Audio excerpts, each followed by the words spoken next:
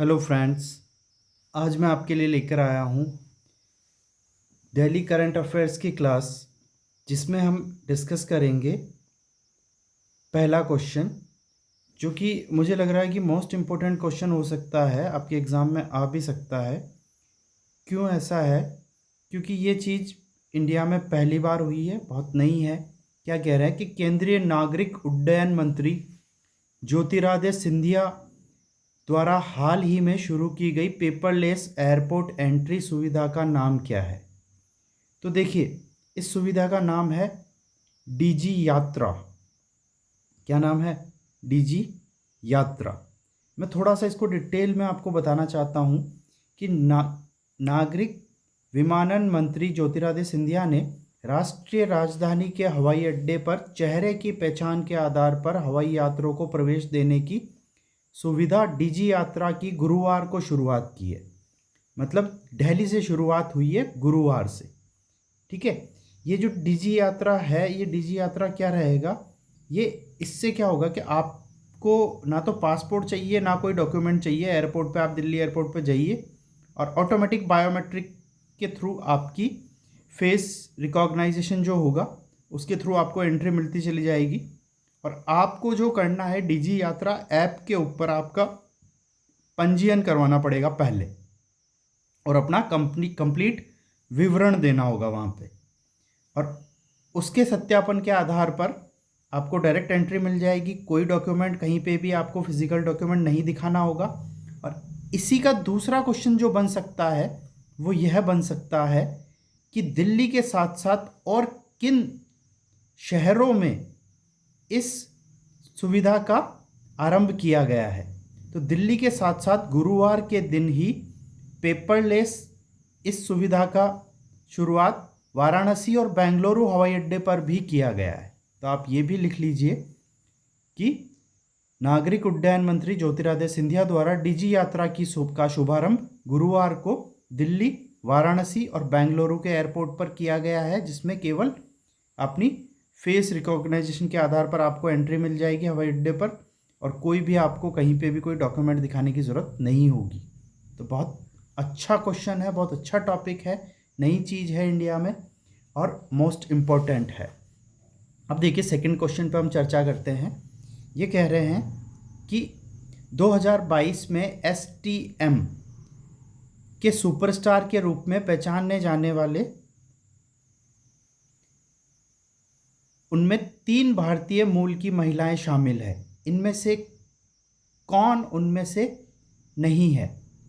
ठीक है, तो पहला नाम देखते हैं। क्या कह रहे हैं ये कह रहे हैं कि दासिका दुर्गा राव।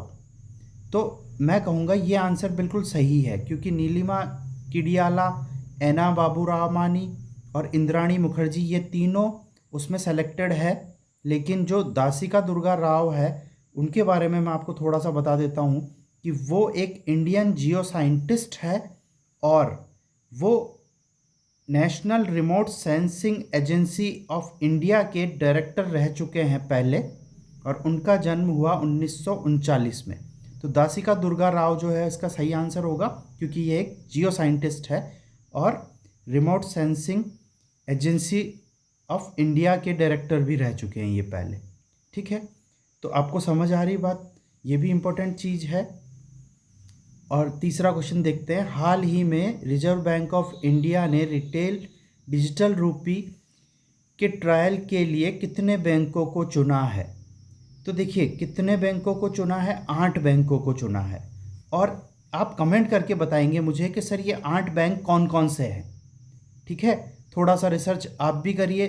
मैं आपके लिए इतना रिसर्च करके लाया हूँ, तो मुझे कमेंट करके बताइए जल्दी से कि 8 बैंक जो चुने हैं वो कौन कौन से बैंक्स हैं।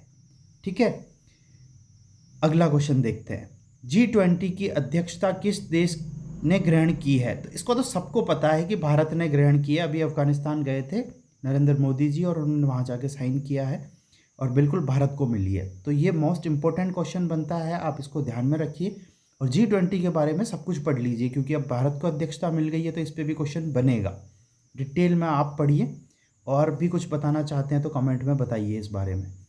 ठीक है, फिर देखिए 5वां क्वेश्चन, वित्तीय संकट से उबरने के लिए भारत ने किस देश को 100 मिलियन अमेरिकी डॉलर का ऋण दिया है? तो देखिए अब भी बातें चल रही थी, भारत के साथ जो अच्छे रिलेशंस बन रहे हैं वो बन रहे हैं मालदीव के। तो भारत ने 100 मिलियन अमेरिकी डॉलर का ऋण मालदीव्स को दिया है। किसको दिया है? मालदीव्स को। अभी आपने देखा होगा सारे हीरो हीरोइन मालदीव्स जा रहे हैं घूमने के लिए, तो मालदीव्स बहुत अच्छी जगह है, आपको भी मौका मिले तो आप जाइएगा, बिल्कुल मेरा भी सपना है, साथ चलेंगे। छठा क्वेश्चन है, सांस्कृतिक विरासत संरक्षण के लिए 2022 यूनेस्को एशिया प्रांत पुरस्कारों में किस विरासत संपत्ति ने उत्कृष्टता का पुरस्कार जीता है? तो देखिए ये जो छठा क्वेश्चन है ये भी बहुत अच्छा क्वेश्चन है, इसका आंसर है डी आंसर बन रहा है आपका। और उसमें आप बोलेंगे कि सर छत्रपति शिवाजी महाराज वास्तु संग्रहालय। तो छत्रपति शिवाजी महाराज वास्तु संग्रहालय कहाँ होगा? ऑब्वियस सी बात है ये महाराष्ट्र में होगा। इसके बारे में आप डिटेल में थोड़ा पढ़िएगा तो आपको बहुत अच्छी चीज़ें पता चलेगी। बहुत अच्छी जगह है, मैं जाके भी आ रखा हूँ, मैंने देख रखा है, आप भी जाइएगा एक बार, ठीक है। अब देखिए 7वां क्वेश्चन पढ़ते हैं, किस कंपनी ने 5,069 करोड़ रुपए की बोली के साथ मुंबई की धारावी पुनर्विकास परियोजना जीती है? तो देखिए जो झुपड़पट्टी जो बोलते हैं मुंबई में, जो स्लम एरिया जो है वो धारावी के नाम से जाना जाता है। अब वहाँ पे 5,069 करोड़ रुपए की बोली लगी थी, जिसको धारावी को पुनर्विकास परियोजना में डाला गया, उसको पुनर्विकास किया जाएगा। बहुत मतलब वहाँ पे कच्चे मकान ही है अभी तक, तो उनको वापस से अच्छे से बनाया जाएगा। तो ये जो मिला है टेंडर, अभी मिला है अडानी ग्रुप को। और मैं आपको एक चीज़ बता देता हूँ, ऐसे बड़े बड़े टेंडर अभी सारे अडानी ही ले जा रहे हैं, तो बिल्कुल अडानी ग्रुप को मिला है। आप ध्यान रखिए, ये भी अच्छा क्वेश्चन है, इम्पोर्टेंट क्वेश्चन है, ठीक है। तो आप ध्यान रखिए कुछ चीज़ों का, बहुत अच्छे अच्छे क्वेश्चन मैं आपके लिए लेके आया हूँ। 8वां क्वेश्चन हम डिस्कस करेंगे, अमेरिका में द अमिसरी ऑफ पीस पुरस्कार किसे मिला है? तो ये देखिए किसे मिला है, श्री श्री रविशंकर को। अब आप जानते हैं, मुझे बताने की ज़रूरत नहीं है कि श्री श्री रविशंकर कौन है, क्या करते हैं, और उन्हें ये पुरस्कार मिला है। तो बहुत अच्छी बात है कि अमेरिका में जाके हमारे जो गुरु है, ऋषि है, वो पुरस्कार जीत रहे हैं। तो आपको ध्यान रखना है, ये बहुत अच्छा क्वेश्चन है, ठीक है। और 9वां क्वेश्चन हम डिस्कस करेंगे, नवीनतम आंकड़ों के अनुसार 2018 से 2020 के दौरान भारत में मातृ मृत्यु दर MTR क्या है? तो देखिए मातृ मृत्यु दर से क्या समझते हैं आप कि इसका आंसर दे रखा है इन्होंने ए, ठीक है। 97 प्रति लाख जो है जीवित जन्म है, तो ये है मतलब मातृ मृत्यु दर से आप समझते क्या है कि जब प्रेगनेंसी के टाइम पे कोई महिला प्रसव पीड़ा के दौरान उनकी मृत्यु हो जाती है तो उससे मातृ मृत्यु दर बोला जाएगा, ठीक है। तो वह कितनी है? 97 प्रति लाख, मतलब 1 लाख पे 97, मतलब 97 लोग माताओं की मृत्यु हो जाती है। समझ पा रहे हैं आप?